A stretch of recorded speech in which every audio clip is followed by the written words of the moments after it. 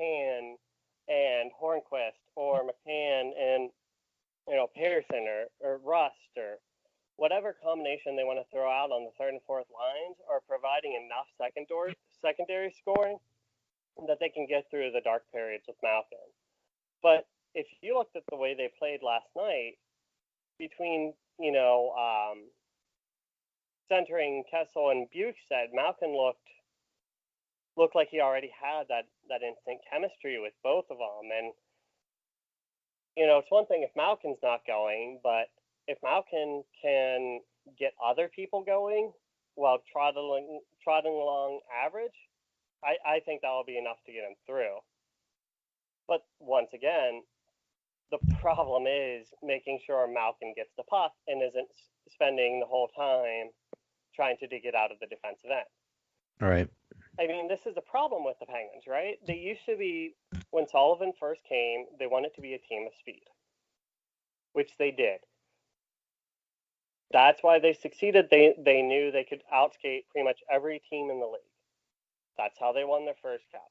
Then afterwards, they knew people were going to follow that and copycat them, so they went to a team that had the best transition. That's how they won their second cup, the second of the 2 recent back-to-back. Now, they're still set up as a team who wants to have the best transition. Their entire offense starts from the blue line. But offense doesn't start from the blue line. Either players have to make Herculean efforts to go through 18 players. They have to hope for odd man rushes or lucky bounces. It's one of those things, if you're on a line with Bukestad, if the Malkin Kessel Bukestad line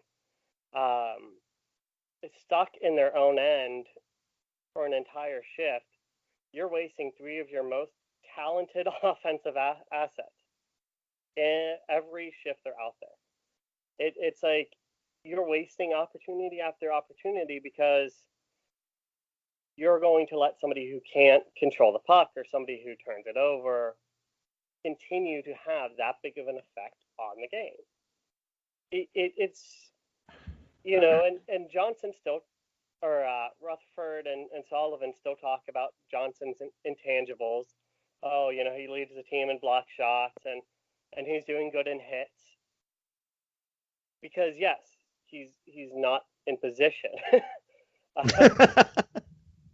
It's one of those things where if you're not in position, you don't have a lot of options. You can either try to block a shot or you can hit somebody.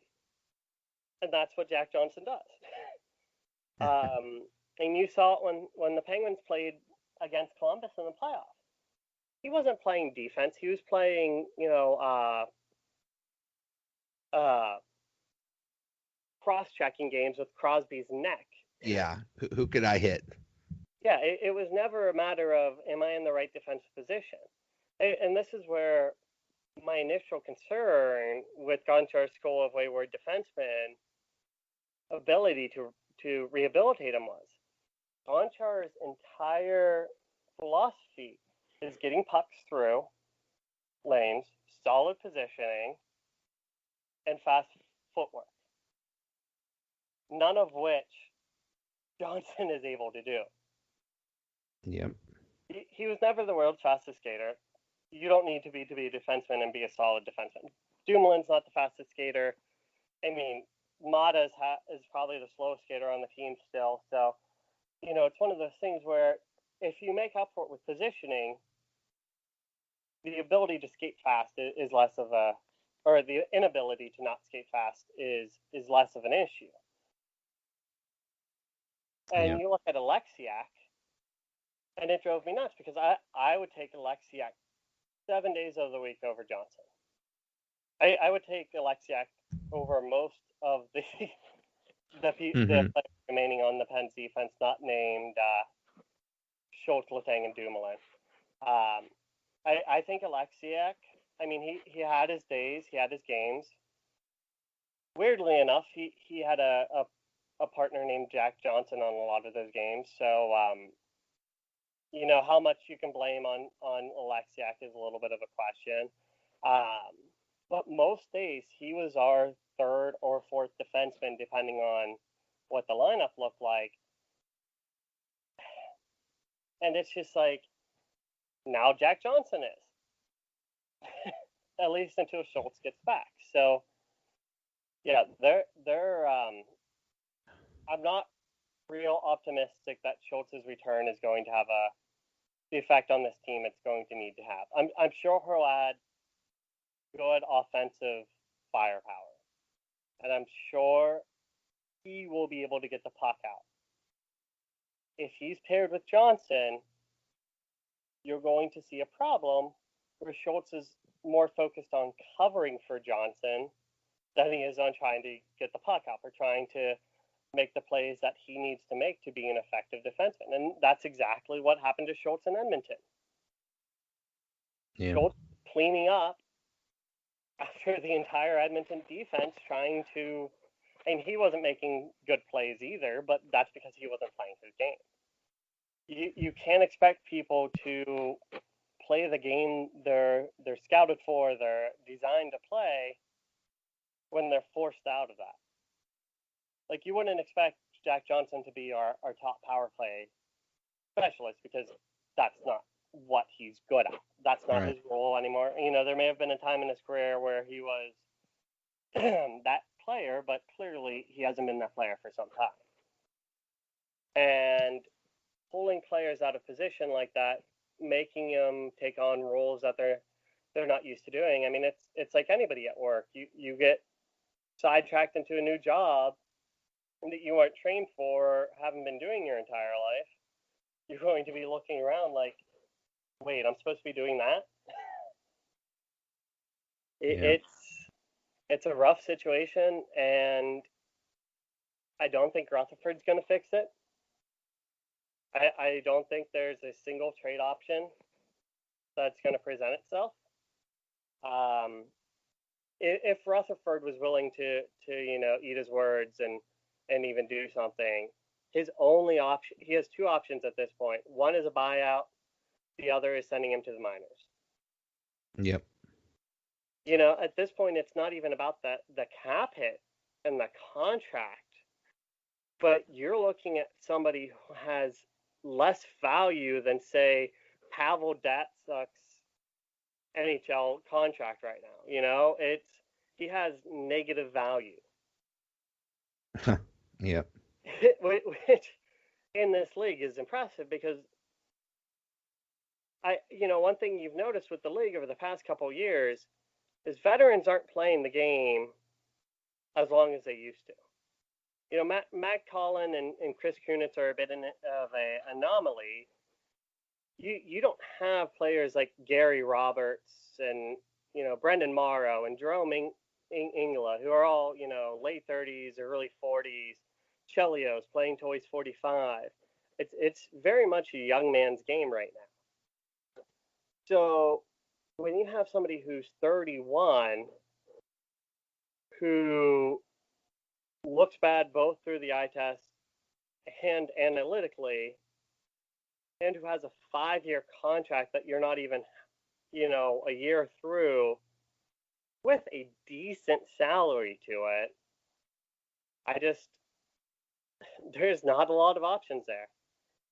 Their best bet would be to eat the contract, bury him in the minors, and either hope he bolts for Europe or plays in the AHL, or somebody takes a fly. You call him up on reentry waivers, and somebody takes a flyer on him. Yep. A team who maybe just lost a big defenseman to injury. Yep. It's one of those things where they've backed themselves into a corner. They don't want to admit they're in this corner, so they're going to keep admitting, we're not in a corner. And they just don't have a way out that they want to see or think they need to see. Yep. All right. Well, we will see what they do.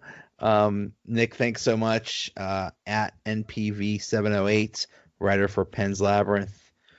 Thanks a lot, and Let's hope for the best. Yeah. Thanks for inviting me on again. It's always.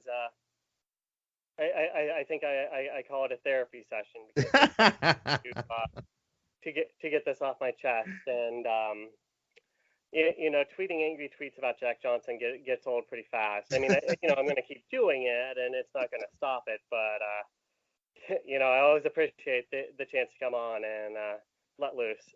Hey, no problem. Thanks for coming on. I'll see you. See you. Thanks for listening. We'll be back tomorrow with another episode.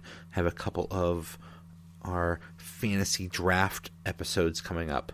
One of them is a fantasy rock concert format where each of us picked a few rock bands from history to see what the best ideal grouping for a rock festival would be. And another is, since Valentine's Day is coming up, a fantasy draft about date movies. So those were a lot of fun. Thanks again to Nick Vucic from Pens Labrynth. And, oh, by the way, did you notice this is episode 100? I've done 100 of these. Holy cow. Thanks for listening. Anyway, talk to you later. Another episode is in the bag.